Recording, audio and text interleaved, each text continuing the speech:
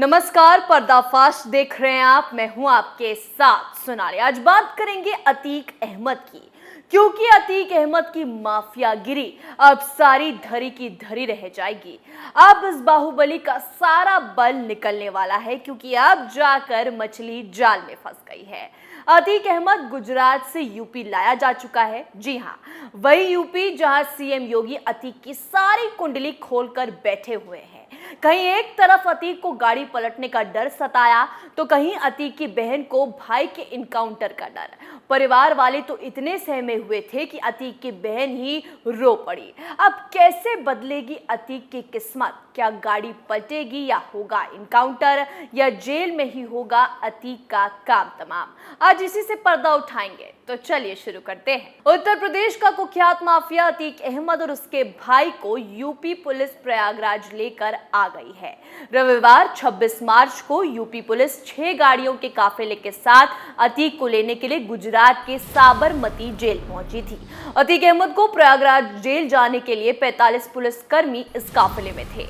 सुरक्षा के पुख्ता इंतजाम थे, मगर फिर भी अतीक के परिवार और कुछ लोगों को लगता था कि बीच रास्ते में कोई हादसा हो सकता है। सोशल मीडिया में लोग बवाल मचाए हुए थे। हर कोई अतीक अहमद की गाड़ी पलटने की बात कहने लगा। लोगों को लग रहा था कि जिस तरह विकास दुबे की गाड़ी पलटी थी, उसी तरह अतीक अहमद के साथ भी कुछ हो सकता है। अतीक अहमद की गाड़ी तो नहीं पलटी, मगर गाड़ी पलटने की नौबत जरूर आ गई थी।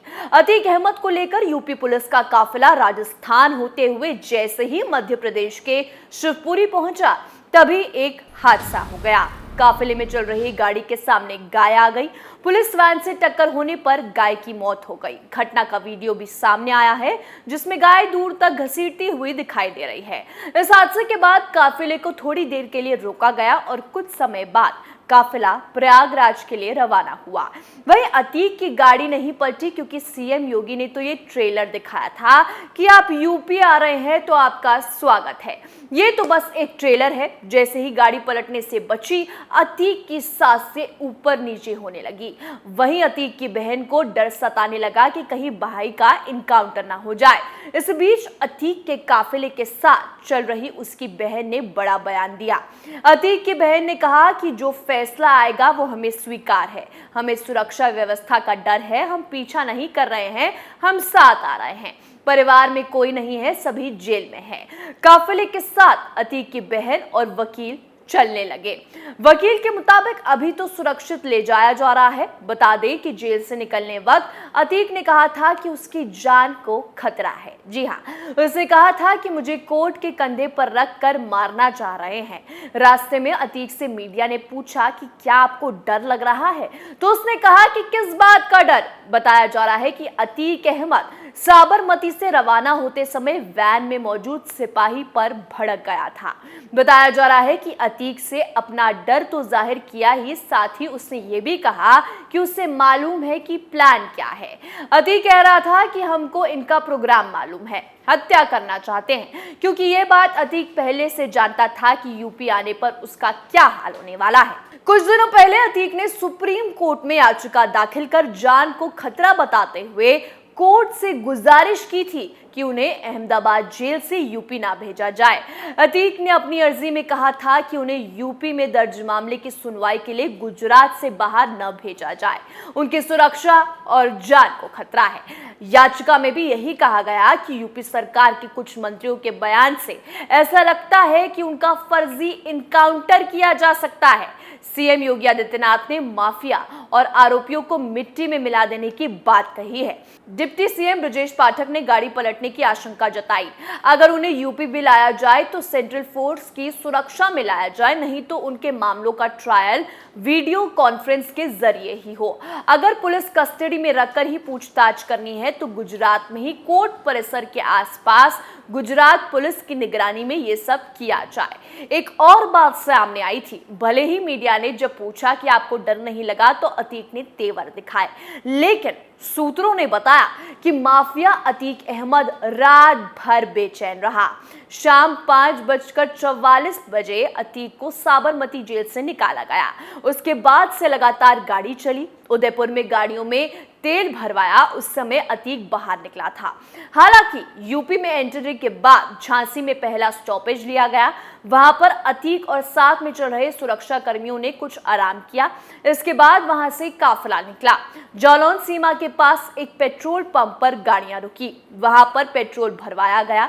इस दौरान मीडिया कर्मियों ने अतीक के संबंध में जानकारी मांगी। एक पुलिस कर्मी ने कहा कि रात भर अतीक बेचैन रहा, उसे नींद नहीं आई। वहीं यूपी के डिप्टी सीएम ब्रजेश पाठक ने अतीक अहमद की गाड़ी पलटने जैसी आशंकाओं को लेकर कहा कि प्रदेश में कानून का राज है, यहाँ पर कोई भी काम कानून के दायरे में होता है। उन्होंने कहा कि कानून व्यवस्था को बनाए रखने के लिए हमारी सरकार लगातार काम कर रही है। हम कोर्ट के फैसले का पालन कर रहे हैं। माफियाओं के खिलाफ कार्रवाई लगातार जारी रहेगी।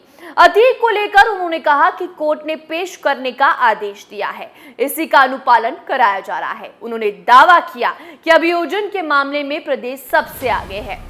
स्वच्छ और पारदर्शी तरीके से प्रदेश में कानून व्यवस्था को बनाए रखने का काम किया जा रहा है। गाड़ी पलटने या इनकाउंटर जैसी स्थिति की आशंका पर उन्होंने कहा कि पुलिस माफियाओं के खिलाफ नियम के तहत काम करती है। अतीक अहमद को प्रयागराज में ले जाने के लिए गुजरात यूपी पुलिस की 45 सदस्यीय टीम गई थी। इसमें 2 आईएएस, 3 डीसीपी और 40 कांस्टेबल शामिल थे। अतीक के प्रयागराज पहुंचने से पहले बड़ा एक्शन हुआ। प्रयागराज में तैनात एक दरोगा समेत 17 पुलिस कर्मियों का ट्रांसफर कर दिया गया। अतीक गैंग को मदद पहुंचाने का आरोप लगने के बाद ये कार्रवाई हुई। यूपी पुलिस की ओर से प्रशासनिक आधार पर ट्रांसफर किए जाने की बात कही गई है। धूमनगंज, पूरा मुफ्ती, खुलदाबाद और करेली थाने में तैनात पुलिस कर्मियों पर कार्रवाई की गाज गिरी। आपको बता दें, अतीक प्रयागराज की सेंट्रल जेल में पहले भी लंबे समय तक रहा है। उस समय में मशहूर था कि यहाँ उसका दरबार लगता था। राजूपाल हत्याकांड के बाद यहाँ अतीक और उसके गैंग के सदस्य बन रहे हैं। उनके लिए जेल गेस्ट हाउस रखी थी। चर्चा तो यहाँ तक की है कि अतीक की सुख सुविधा के लिए नैनी जेल में तमाम सुविधाएं की गई थी। वहां बैडमिंटन कोर्ट से लेकर बैठकों और दावतों तक का इंतजाम होता था। अब इसी जेल में उसका बेटा अली बंद है। अतीक के आने से पहले अली को दूसरे बैरक में शिफ्ट किया गया। बरेली जेल में बंद अतीक के भाई अशरफ को भी नैनी सेंट्रल जेल लाया जा रहा है। यहाँ राजूपाल हत्याकांड के गवाह उमेश पाल के अपहरण केस में अतीक और अशरफ को लाया गया। उमेश पाल का मर्डर अतीक के गैंग ने 24 फरवरी को कर दिया था, लेकिन अब सारी अतीक की कुंडली सीएम योगी के हाथ में है। अब जो भी पुलिसकर्मी अतीक के आसपास भी है, उनका रिकॉर्ड एकदम साफ है और अब अतीक का यूपी में प्रवेश करते ही सीएम योगी ने इस माफिया को सबक सिखाने का प्लान भी तैयार कर लिया है, जिससे कि अतीक की पूरी फैमिली का काम तमाम होने वाला है। पर्दाफाश में आज के लिए इतना ही। देखते रहिए कैपिटल टीवी उत्तर प्रदेश। नमस्कार।